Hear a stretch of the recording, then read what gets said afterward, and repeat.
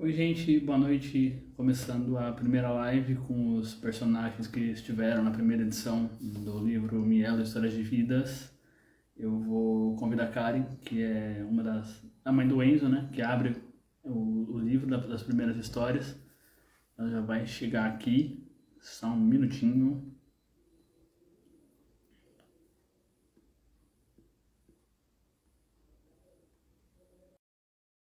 E aí a gente começa a bater o nosso papo.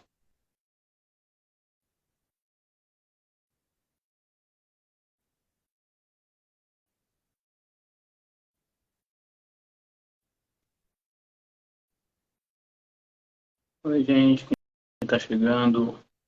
Ellen tá aí já. Bom, Isa também tá aí. Nayara também tá. Quem mais? Mais alguém? Fábio, e aí? Beleza? Fábio, para quem não sabe, o mundo é muito pequeno. A gente se conheceu pelo Daniel, que também é um rapaz que tem mielo. Ele é lá do interior do Paraná. E aí a gente se conheceu pelo. Oiê! E aí? Boa Beleza? noite! Boa noite. Tá me ouvindo? Tranquilinho, normal. Estamos te ouvindo bem. Boa noite. Bora lá. Vamos. Só terminar a história que eu estava contando, a história do rapaz que eu conheci recentemente. Eu tive com ele no final de semana agora. É o Fábio. A gente conheceu pelo Daniel, que é um amigo em comum nosso, que é lá do interior do Paraná. Só que por muita coincidência, o Fábio é praticamente um vizinho. Nossa! Ele mora num bairro aqui do lado da minha cidade. Nossa! A gente conheceu pelo o Daniel, que tá longe pra caramba da gente. O mundo é muito pequeno, né? Uhum. O mundo é um ovo. Tá chegando o Matheus, tá aí. Sua irmã tá aí, né, Karen? Sua irmã? Vamos ver quem está aqui, quem está aqui. Não consigo enxergar direito, mas tudo bem, vamos lá. Sei como é. Kátia, sua irmã. É, minha irmã mais velha. Oi, Kátia. Minha irmã mais velha, sejam todos bem-vindos. A Steph aqui também. Acabou de chegar também. Vamos lá. Bora lá. Vamos começar do começo. Para quem não conhece, deixa eu apresentar a Karen. Para quem já conhece do livro, deixa eu falar um pouquinho mais da Karen. A Karen foi a primeira pessoa com quem eu falei quando eu comecei as pesquisas pro livro, né? Eu joguei lá, minha mãe não consegue no Google, o que muitas mães não deveriam fazer, mas fazem ainda, inclusive, né? Né? Não façam isso em casa. Não vá pro Google. Não, é a primeira coisa que fazemos, vai pro Google. Aí eu cheguei no Facebook, numa matéria, no site da USP, falando sobre o método da doutora Denise, que inclusive contava a história da cirurgia do Enzo, que é o filho da Karen. E aí eu mandei uma mensagem lá no Facebook da doutora Denise, que me responde, Karen. Essa pessoa que A gente começou a... Oi? Essa pessoa que vos fala, Essa, vem. essa pessoinha que vos fala. A gente começou a trocar uma ideia, aí ela me contou que ela também tinha um filho com ela, que inclusive era o Enzo, que eu até acho que eu comentei do Jornal da USP, da matéria que eu comentei. Ela falou, não, também tenho filho com mielo, eu operei com a doutora Denise e tal. E aí, essa pessoinha puxou uma boa parte dos contatos com que eu acabei contando as histórias do livro. Então, a própria doutora Denise, o doutor Fábio Peralta, a Ana, mãe do Rodrigo, e vários dos contatos, a Mariana, da Nara, Tá. da Nara e da Maia, verdade. Mas a Nara que tem ela, e aí a gente acabou virando muito amigos, mesmo depois do livro. E aí, estamos aqui hoje para falar sobre como está Enzo 5 anos depois do nosso papo, o que rolou de lá para cá. Inclusive, teve muita coisa que mudou até antes do livro ser publicado, mas aí, como já estava encaminhado, não deu muito tempo de atualizar, vamos dizer assim. Mas agora esse papo é para isso, vamos nos atualizar o que rolou na vida de Enzo depois daquele nosso papo Nossa, que a quando gente teve há muito seu, tempo atrás. Oi? quando você conheceu o Enzo, ele era bem pequenininho, lembra? Ele tinha que 1 e meio, né? Ele era muito bebezinho. Ele era bebê, ele era bebê. e não andava ainda, acho que na época. Lembra? Eu lembro que uma das coisas que ficaram no livro é justamente essa seu receio de quando será que ele ia andar, né? Era o maior medo de qualquer mãe e pai quando recebe o diagnóstico é esse, né? E na gestação você se prepara para ter um bebê que não vai andar. Pelo menos era a minha realidade, né? Eu não... Porque quando a gente está falando de 2016, já faz um bom tempo. Quando a gente fala, né? Na época da sua mãe notícia, né? Porque para mim foi, né? Um bebê que não vai andar, vai vegetar. Como que você recebe uma notícia dessa? Mielomeningocele. Nunca tinha ouvido falar dessa palavra. E olha que eu fazia trabalho voluntário. Esse palavrão, né? Isso. E olha que eu já conhecia crianças deficientes porque eu fazia um trabalho voluntário em instituições e PUC, etc. Mas eu nunca tinha ouvido falar de mielomeningocele, nem na PAI quando eu fazia trabalho voluntário. E foi muito frio a forma, né? Não vai andar, não vai vegetar, tira essa criança. Ui? Como assim? Então eu imagino como foi para sua mãe na época, né? Para mim foi difícil, que já era mais evoluída. Né? Imagino como cada mãe se sente, né? E naquela época não tinha essa rede de apoio, essas informações que tem hoje, né? E, enfim. Não tinha Google. Hã? Não tinha Google. Não tinha. Na época da minha mãe. Google, tinha Google, mas não tinha as informações que tem hoje, né? Eu acho que graças a talvez essas experiências proporcionaram muitas informações, né? O livro tá aí para isso também, né, Renan? Também. Que a gente tem outras possibilidades. Enfim. Então, acabou andando com 1 ano e meio. Um pouquinho depois, então, que a gente começou, a gente falou, né? Quando a gente bateu aquele papo, né? Foi bem quase imediatamente depois, né? Praticamente. Depois ele foi para a escolinha e ele acabou andando. Ele engatinhou muito andar, era bem meu. Mas eu lembro dos primeiros passos dele, que foi para os braços do meu pai, né? Meu pai que faleceu em 2021 foi para os braços dele. Enfim. E aí, o que mais? Eu lembro quando eu fui entregar o livro para você no ano passado, tinha essa questão também, acho que da parte urinária também, que tinha alguma coisinha ainda que não sei como que tá, se mudou algo. Não, continua a mesma coisa. O Enzo tem uma bexiga hiperativa, né? Que tem as contrações involuntárias. Ele nunca teve uma infecção de urina, nada. Mas ele tem uma bexiga hiperativa. Por conta do autismo, né? Que ele acabou ficando por conta do parto, que foi um parto difícil, ele acabou ficando com a sequela de autismo. E aí ele não consegue falar, mamãe, eu tenho... Ele fala, né? Mas não da forma como nós estamos conversando. E acabou com uma pequena sequela na bexiga, que na verdade não impede ele de ter uma vida normal. Não. Né? Não impede ele de ter uma vida normal.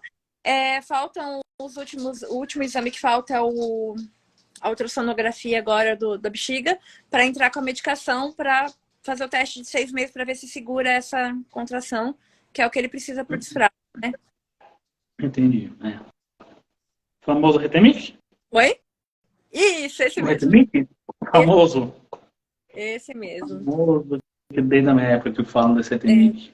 De acordo com o que hoje faz acompanhamento dele, que é o Renato, daqui de Campinas, Renato, daqui de Campinas, tem grandes possibilidades de dar certo, né?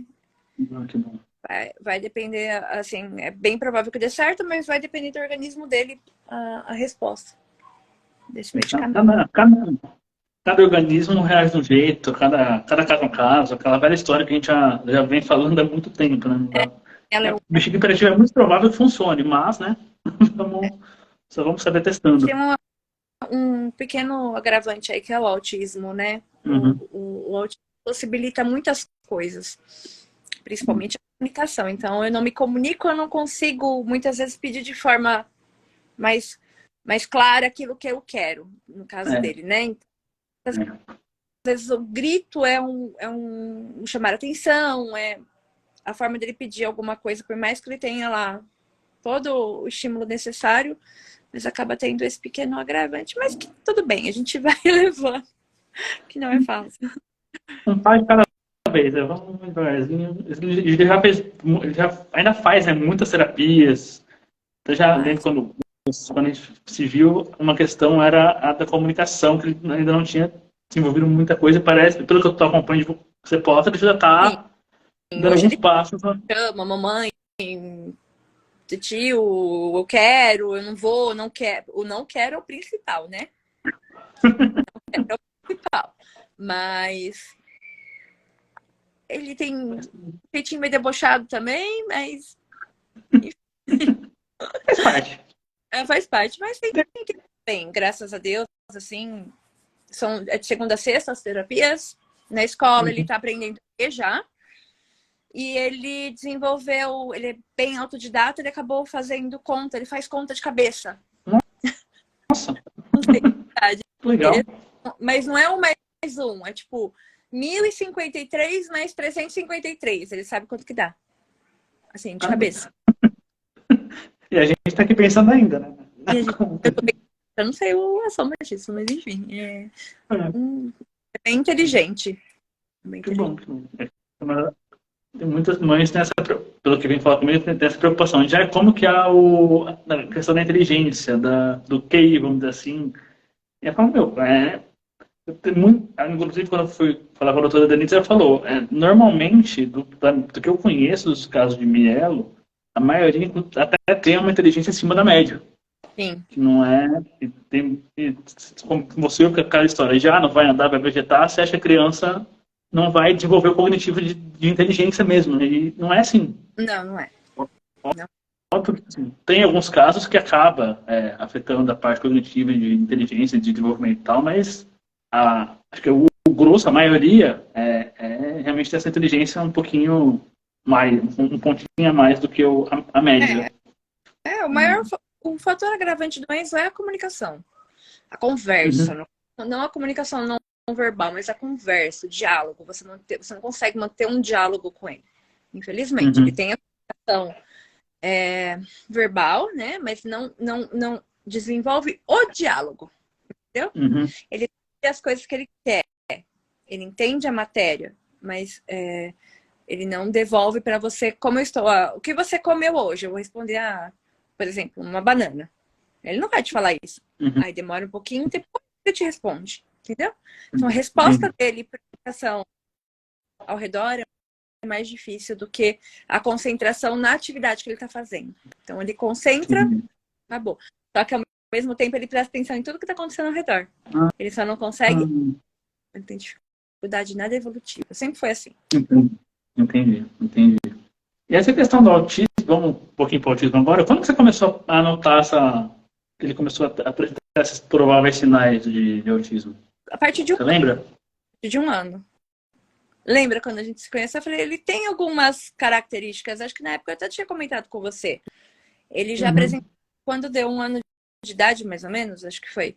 Ele batia palma, ele dava tchau, ele chamava mamãe, chamava papai, e de repente perdeu tudo. Então, aquelas uhum, habilidades que ele tinha, como contato visual, essas sílabas, as musiquinhas, elas se perderam. Tipo, em uma semana uhum, perdeu tudo.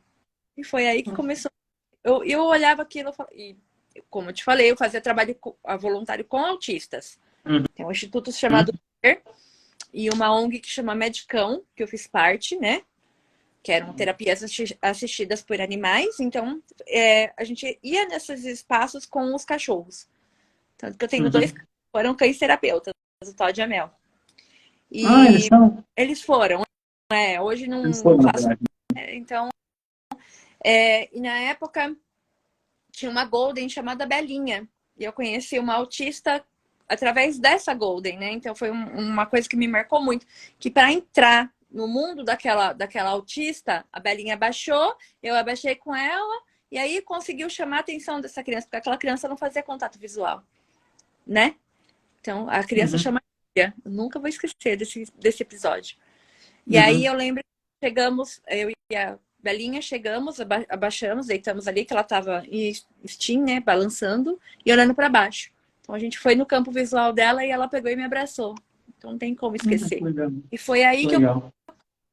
são histórias, né? Eu falo que é uma preparação para o que estava por vir, né? E enfim, é isso.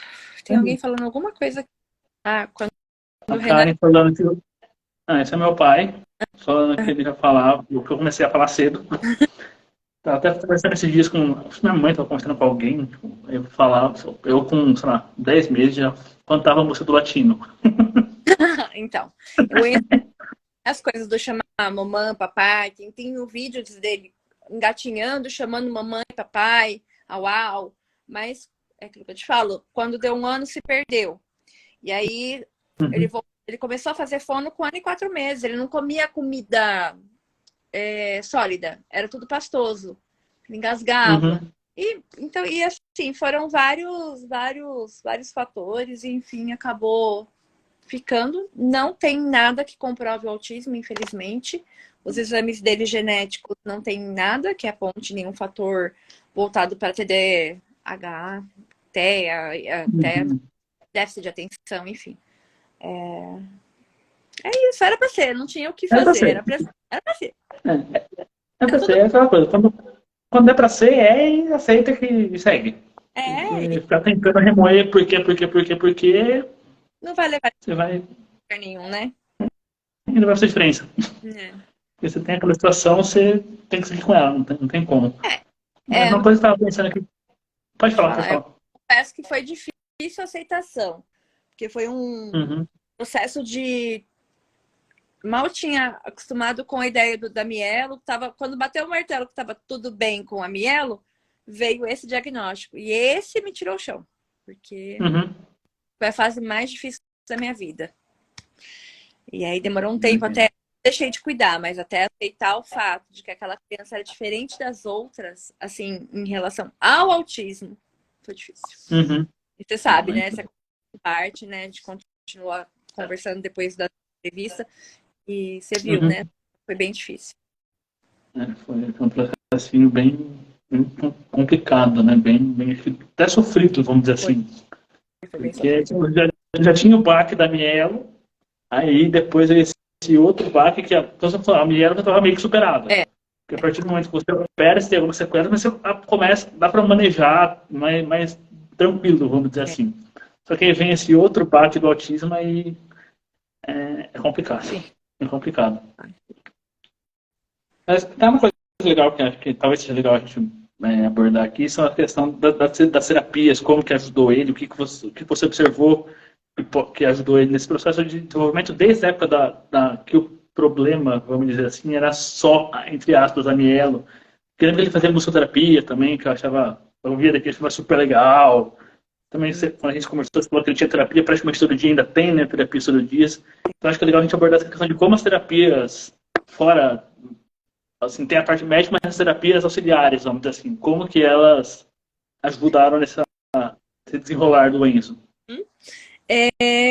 TO, fono e fisioterapia é o básico para toda criança como ela. A gente sabe disso, certo? Certo. É o básico. E eu sempre fui curiosa. Então, se você me falar que acabou por aqui, não acabou por aqui. Eu sempre vou buscar mais. Isso é meu. Isso é meu. Isso também foi do pai dele, é do pai dele, de procurar sempre o mais. Nunca aceitar, nunca se conformar com o pouco, né? Então, eu trabalhava num café, fazendo marketing. Eu saí da área de RH quando eu tive ele, para me dedicar a ele. Em contrapartida, eu fui com marketing. Olha que bagunça, né? Ninguém entende nada. Minha vida foi bagunça depois. Abandonei minha carreira, né? Tive que dar uma pausa na minha carreira por conta de um emprego muito bom na época. Aí eu tive que fazer a vida dele. Nem um pouco. Porque foi, graças a Deus, ele está bem hoje. Então, enfim. E nesse café era uma brinquedoteca. Era uma brinquedoteca, um brechó e voltado só para criança. E tinha um professor que ele chama Ale Carmani. E ele juntava aquelas... Fazia uma roda de música. E eu olhava aquilo e falava, gente, mas olha que interessante, né? Eu falei, eu vou tentar. Por que não? Enfim, introduzi o Enzo na roda. Foi a melhor coisa que eu fiz. Porque aí voltou o interesse dele em olhar, balbuciar e socializar. Então ele tinha 1 ano e 8, 1 ano e 10 meses, aquele cotoquinho de gente, aquele olhão no meio daquela... azul enorme, né? Oi? Porque olho azul gigantesco. o olho, ele é expressivo igual eu. E aí eu olhava aquelas crianças e falava, meu Deus, olha que sensacional. E aí, eu lembro que era uma correria, mas eu fazia questão de toda terça e toda sexta levar ele no meio daquela música. Então ele fazia as terapias, estava cansado, mas quando ele viu o Ale com aquele violão, ele ia. Foi acho que até os 3 anos e meio, mais ou menos. Foi aí veio a pandemia e, infelizmente, acabou o café e aí acabou. Pandemia zoando tudo, né? Pra variar. E aí, hoje ele fez agora um tempinho, deu uma pausinha também, porque ele estava bem cansado, mas ele faz hoje bateria com o Paulo, né? Faz aulas de bateria. Ele faz aula de... Como ele estava apresentando muitos sinais de cansaço e era os sábados essa aula de bateria, a gente deu uma pausa para ele dar uma respirada e acho que agora mês que vem retorna, se Deus quiser. Mas ambas importante a parte cognitiva e social. Sim, total. Ele socializar em coordenação motora também, né? Porque bateria, você tem que estar... É mão e pé junto. Pé junto. E aí envolve... O Paulo, ele faz uma dinâmica, né? Então, o Ale era mais chocalho e violão. O Paulo já é bateria, piano e qual que é o outro? Bateria, piano e tem mais um, que o ukulele, acho que é. Enfim.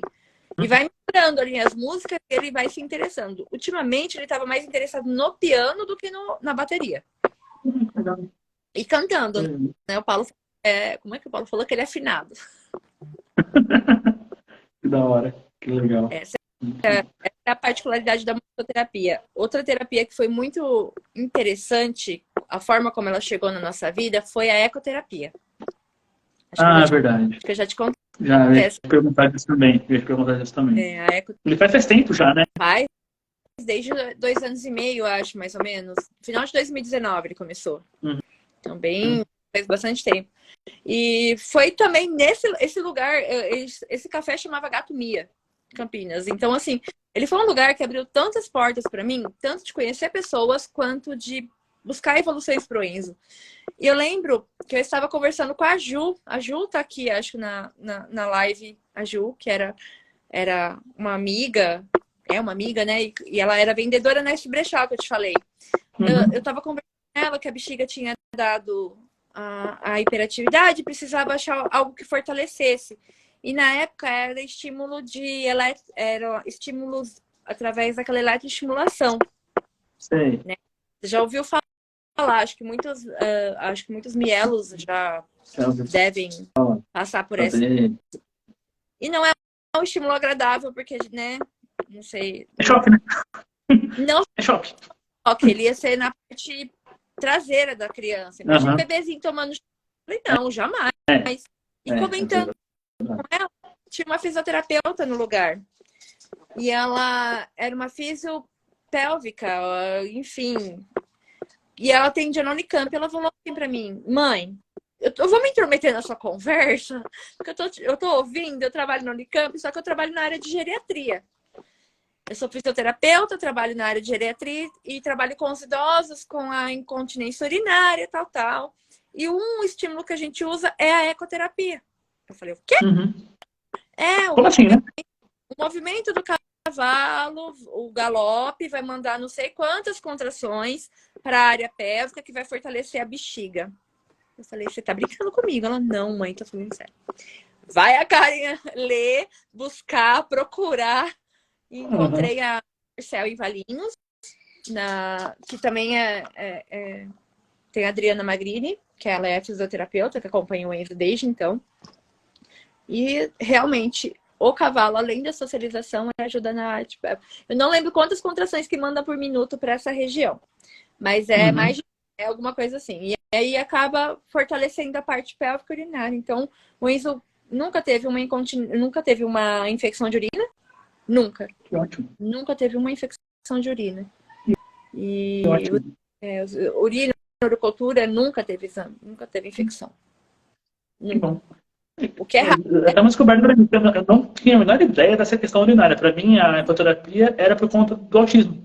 Não, é por conta a busca foi por causa da bexiga.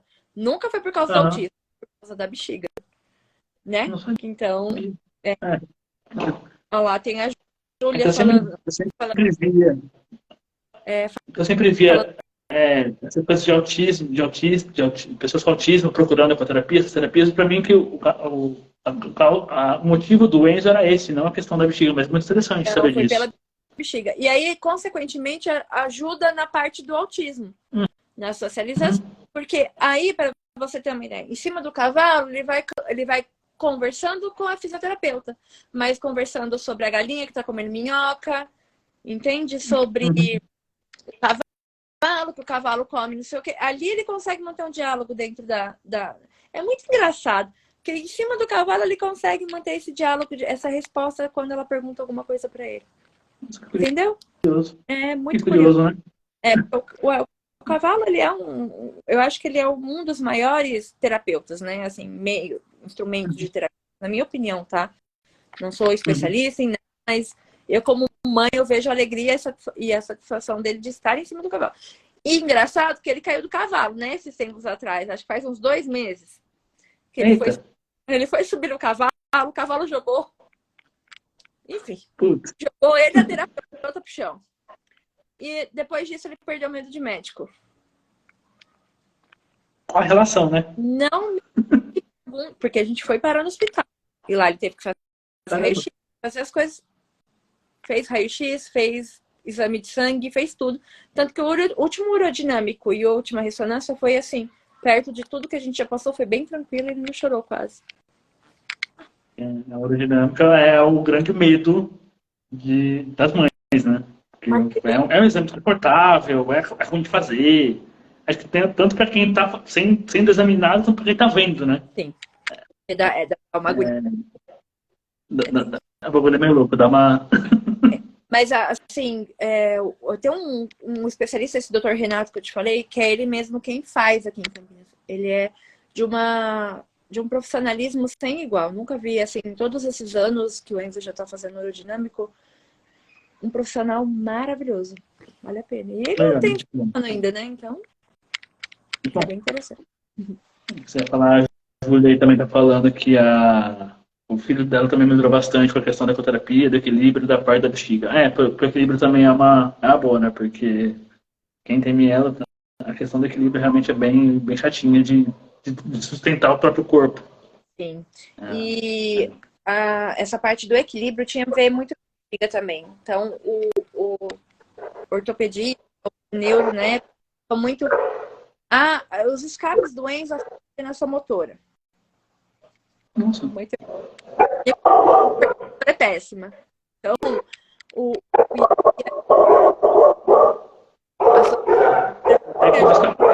não sei se a aqui tá difícil. Só um minutinho. Os dois parar aqui. Tem gente passando na rua, eles estão latindo loucamente. Mas bora lá, vamos voltar. Acho que dá.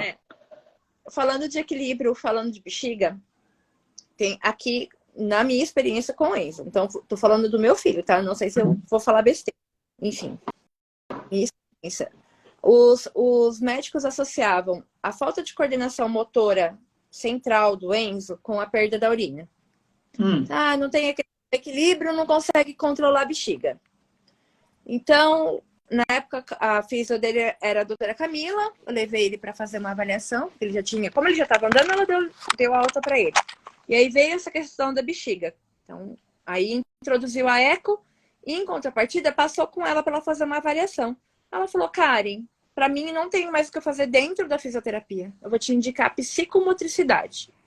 Então, mexe parte motora com a parte cognitiva, que é uma terapia também sensacional que ele faz desde 2019 também, que associou ao cavalo. Então, assim, uma coisa foi complementando a outra, para ele chegar no resultado que ele tem hoje. Uma coisa foi levando a outra e puxando a outra. Por cima da outra, por cima da outra, por cima da outra. É, literalmente. Desde o começo uma coisa foi atropelando a outra e no fim estamos aqui onde a gente está hoje. Sim. Uma outra coisa que eu acho que talvez seja legal abordar, como a gente falou lá atrás, a sua preocupação quando a gente conversou era, será que ele vai andar? Qual que é a sua preocupação hoje? Se você sabe me dizer, quais são os seus medos, vamos dizer assim, hoje, se você sabe dizer? Meu Porque medo cada fase é uma fase, né? é uma fase. Meu maior medo, sendo bem sincero e bem honesta com você, é ele não conseguir ser independente no futuro. Porque hoje ele depende de mim para quase tudo ainda. E a gente trabalha para que ele tenha autonomia. Então, meu maior medo no futuro é faltar e ele aí, o que vai ser? Né? Mas tenha pai, tenha tios, tenha... Enfim, acho que é o medo de toda mãe. Mas como ele tem as particularidades dele, né? Eu não vou mentir, não tem por que mentir. Esse é o maior medo. Meu maior medo. Meu coração é isso. Que aconteça algo comigo e ele fique aí, entendeu? O que vai ser do meu filho no futuro? Ele mostra, todos os indícios mostram que ele vai conseguir ser autossuficiente, mas a gente tem medo. Não que eu não acredite no potencial dele, muito pelo contrário. Eu acredito, estimulo, vou atrás, canso porque é uma rotina exaustiva, né? É desgastante, Renan, não minto, não tem como. Assim, tem dias que eu só quero deitar e dormir. Porque terapia, eu trabalho, volto, eu tenho casa, tenho meus cachorros, eu tenho ele, tenho atenção e etc. E aí, meu medo é o futuro.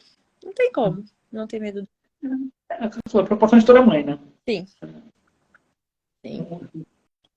O maior medo de toda mãe, independente da idade que o filho tiver, e quando não estiver mais aqui? Ou será que ele vai conseguir? Como ele vai se virar sozinho? Sim. Sim. Acho que é unanimidade das mães. Acho que sim. Aquilo que eu falo, o que está dentro do meu alcance, do nosso alcance, eu vou falar como família dele, enfim. Tudo que está dentro do nosso nós vamos atrás. Tanto que, na época, ninguém acreditava que o processo, por exemplo, para conseguir as terapias dele, eu entrei com um processo que é as nossas crianças têm direito a tratamento e você pode exigir isso na justiça, que foi que eu fui atrás dos direitos do meu filho, tá? Então, consegui. Legal. Perdi o fio do raciocínio. Só pelos direitos que as brigas da justiça que começaram lá desde trás, quando você foi operar, né? E depois veio outro processo. E assim, vamos enfrentar tudo que for necessário para dar um futuro para essa criança. Daqui a um tempo não precisar mais de mim. Eu acho que é isso, entendeu? É isso. Bom, se alguém tiver alguma pergunta, quiser mandar aí no chat. Tá voltando os comentários aqui, a Ellen falando que ser debochado é por conta da Mielo, temperamento de Mielo. Tem minhas dúvidas, mas tá beleza, pode ser. Você também, não, você também, né? Quando eu quero. Quando eu quero, só um pouquinho. É minha pouca ideia de vez em quando. Mas é isso. Não sei se tem mais alguma coisa que acho legal abordar, Karen, que tenha mudado, feito alguma diferença para ele ao longo dessa caminhada até aqui. Eu acho que o nosso papel, tanto meu como mãe, o seu como tendo a Mielo, relevar as informações mais longe possível para que mais mães não acreditem em tudo que está no Google ali. Eu acho que esse é o nosso papel principal, Renan. Aí que a Mari estava falando, né, que quando aquela página que eu fiz para a Denise em 2016 lá, foi porque não tinha informação na internet, não tinha. E você tinha essas ferramentas já, Instagram, Facebook, e Nada, liga, você colocava no Google, eu vou tirar uma criança, não vou tirar. E sabe o que é mais engraçado? Que, falando já em ajuda, você conheceu, acho que o Dr. Estevão, que foi Sim, ultrassonografia, né? falei com ele. Teve uma bebê, vou resumir o caso, que o ultrassonografista, que não foi ele, foi um outro que fez, falou que o bebê não tinha o osso nasal e que não sobreviveria ao parto. E aí a mãe chegou para mim e falou: vou tirar meu bebê não vai sobreviver, o que eu faço? Eu falei: calma, vamos procurar. Baixa a poeira. Calma, não vai tirar nada, vamos procurar o eugeneticista e vamos procurar o Dr. Estevão. Foi ver, o Dr. Estevão fez ultrassom nela e falou que o nariz dela era pequenininho, mas que ela tinha sim o nariz, que era para ela fazer a miocentese, acho que é esse o nome do exame, aquele genético, sabe? Do líquido amniótico, para ver se tinha alguma anomalia. Bom, resumindo, ele suspeitava, eu acho que era ele que suspeitava por Down. Não sei se era ele ou se era o Dr. Walter. Enfim, tanto faz agora. E, no fim, a bebê não tem nada e a bebê está com 6, 7 meses, sem canto, perfeita, linda. Então, não dá para acreditar em tudo que a gente vê, em tudo que a gente ouve. Por isso que eu sempre falo, tem o diagnóstico, procura outra opinião. Não vai na primeira que você ouvir. Porque se fosse assim, eu também teria desistido. E é isso que para mim, é isso que eu falo, vamos procurar outra opinião? Né? Se é de onde? Vamos ver se alguém conhece, vamos atrás, vamos lá. Ah, não tenho dinheiro para operar, tem convênio? Vamos conversar com o Dr. Rafael. Sempre foi assim, né? Tem possibilidade. A gente tem. Não pode desistir. Acho que é isso. Exatamente, bem por aí. Né? Mas, claro, esse negócio de não ir na primeira opinião, acho que da primeira opinião que você vai ficar mais importante, né? Porque é aquela coisa, se você for na primeira opinião, na primeira coisa que você achou no Google sobre mielo, você já boteia na hora. Já? Se você começa a destrinchar o negócio a coisa não é tão grave assim. Tem as suas tretas, suas gravidades, vamos dizer assim, mas não é exatamente tão grave quanto a primeira opinião pode ter te falado, né? E se eu fosse, eu teria desistido. E é isso que eu te falo. Diagnóstico não é destino, né? Que a gente sempre conversou. Sempre. Né? Sempre. Eu nunca tinha ouvido isso aí. Depois que a gente conversou, comecei a ouvir e falei, é exatamente isso. Exatamente isso. É o que eu também já falei aqui no Instagram algumas vezes. Tem uma história que falaram, acho que eu estava no servidor público, alguma coisa assim, e estava internado e tal. Para receber alta, na verdade, aí o médico falou para minha mãe, você reza para ele passar dos 7 anos, porque se ele passar, aí ele vai longe. Aí você pensa agonia, né? Tipo, se meu filho tem prazo de validade, e aí? É muito... E hoje você vê mielo com 30, 40, 50 anos. Eu descobri acho que a pessoa mais velha que eu conheço que tem mielo, ela descobriu por acaso, inclusive ela é uma pessoa que tem... O filho dela tem mielo, e ela descobriu recentemente uma mielo oculta. Foi na CD, minha mãe tá falando aqui que me falaram isso. E aí ela me contou que ela fez uma ressonância e ela descobriu que a mielo dela é oculta, ela tá para fazer 60 anos já. Nossa. Então tem esse caso, né? Tem muitas pessoas que falam, pode ter outro filho com mielo. Também que era uma coisa que me preocupava muito, que eu queria muito ter tido outro filho, mas não deu certo. E eu não sei se viria, porque é uma incógnita, né? Eu brinco que eu loteria. Não. Vamos jogar. E é isso, né? Que nem o Enzo fez todos os exames genéticos. Não sei se você fez também as avaliações genéticas. Não. Mais complexos. E ele não tem nada. Não tem compatibilidade com o pai dele, não tem nada que venha tanto da minha parte quanto da parte do pai. E aí? Exatamente. E aí? Como você explica? E aí, não explica, então. Era pra ser. Era pra ser, exatamente.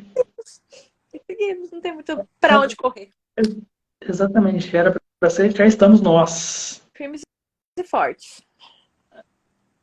A Thaís está perguntando se conhece mielo sem hidrocefalia. A bebê dela tem 6 meses e até agora nada, mas rola um peito apertado. Eu conheço mielos, inclusive adultos que não tiveram hidrocefalia. Assim, eu falo que é meio quase regra, mas tem casos que realmente não tem. Eu conheço crianças e adultos que não têm. Você conhece também, Kai? O Enzo não tem hidro. Não tem O hidro. Enzo teve também. É verdade, o Enzo não teve. Verdade. Então, O problema do Enzo foi o parto, né? Pra quem não sabe, eu tive uma hemorragia, né?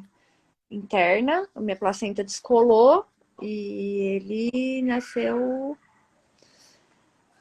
num parto de emergência. Então, o maior índice de que, para ter ficado com o autismo, talvez tenha sido o parto.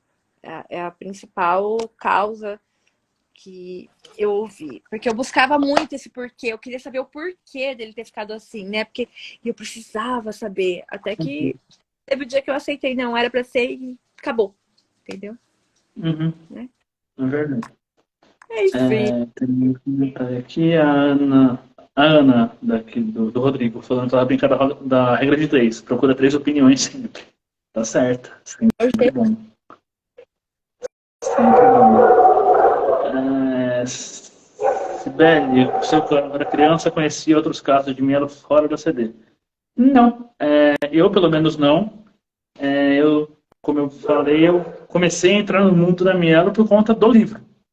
Na verdade, eu conheci em 2014, 13, por aí, um amigo meu, que inclusive vai estar no segundo livro agora, ele é daqui da minha cidade, de Caieiras, que ele é professor de educação física, e um belo dia, eu estava lá entre um treino e outro, aí ele chegou para mim e perguntou: o que você tem sendo um pouquinho diferente assim? Eu falei: não, eu tenho mielo, não sei o quê. Eu comecei a explicar o que era, ele: eu também tenho. Ele até então era a única pessoa que eu conhecia com mielo. Na CD, apesar de eu ter tido alta de lá só no ano passado, na CD mesmo eu acabei não fazendo nenhuma amizade por conta da mielo. E aí só comecei a entrar de fato no mundo da mielo, de fazer amizades com pessoas com mielo, do livro pra cá. Aí eu comecei a puxar um fio, puxar outro, aí quando eu comecei a falar do livro, aí choveu gente mesmo. Choveu. Mas até então. E parece assim, não sei se tem sentido, que depois que você mergulhou realmente no mundo da mielo, você tem a mielo, mas quando você mergulha de fato, não parece que vem mais gente. Vai vindo. É a questão da bolha, né? Você começa a entrar numa bolha e aí, sei lá, seu algoritmo começa a puxar então, as coisas mesmo. E eu achei que tivesse dado uma diminuída nessa coisa de gestações mas ainda não deu aquela diminuída, né? Não. E até um problema que você não tem o dado concreto, né? De quantos são. Não. Então. Ganhar na loteria. Loteria. Você foi premiado. Tava aí. É. E vai nascer. Entendi. Mas é isso. O Fábio que eu falei aqui também, que eu tive esse sábado, agora eu tive com ele, ele também não tem mielo, ele tem. Para fazer 40 anos, também não teve mielo. Não teve hidro, aliás. É muito curioso mesmo, como cada caso é muito particular, né? Você tem casos e casos e é muita. É engraçado também como lesões na mesma altura também podem ter sequelas muito diferentes. Sim. É muito curioso. É muito curioso mesmo. O Enzo, ele pegou uma vértebra a mais que a gente só descobriu anos depois, em uma ressonância. As primeiras falavam S1 e S2. Ele pegou S1, 2 e 3. Então, S3 a gente não sabia que ia pegar.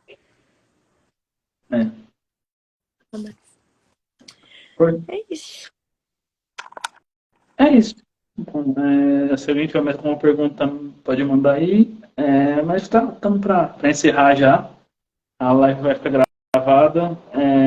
Como eu tinha dito lá no post, a ideia é revisitar as histórias das pessoas que tiveram o livro. Estou conversando com algumas outras pessoas para a gente fazer uma programação aí de algumas semanas de lives para bater um papo e atualizar todo mundo, porque muita coisa mudou de lá para cá. Como eu já falando da Karen e do Enzo, até antes do livro ser publicado, muita coisa já tinha mudado, né? Porque foi um processo longo para escrever esse livro, e demorou um pouquinho para sair, mas saiu e tá indo, tá sendo bem legal e é isso. É muito bom.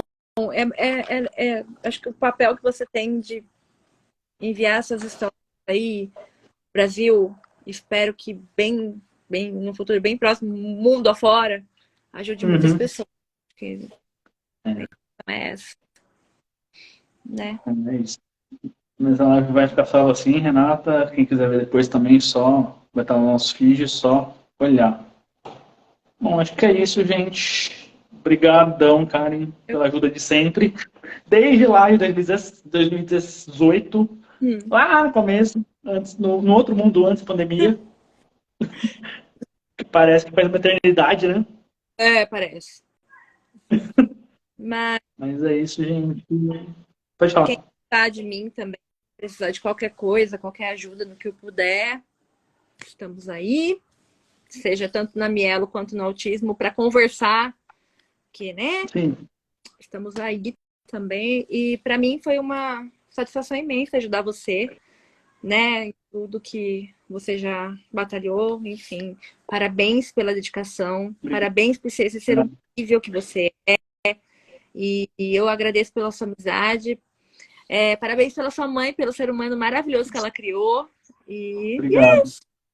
É isso. Obrigadão, Karen. Tchau, gente. Até a próxima. Obrigado de novo, Karen. E é isso. Até a próxima. Tchau. Tchau, gente. Boa noite. Até. Tchau. Boa noite.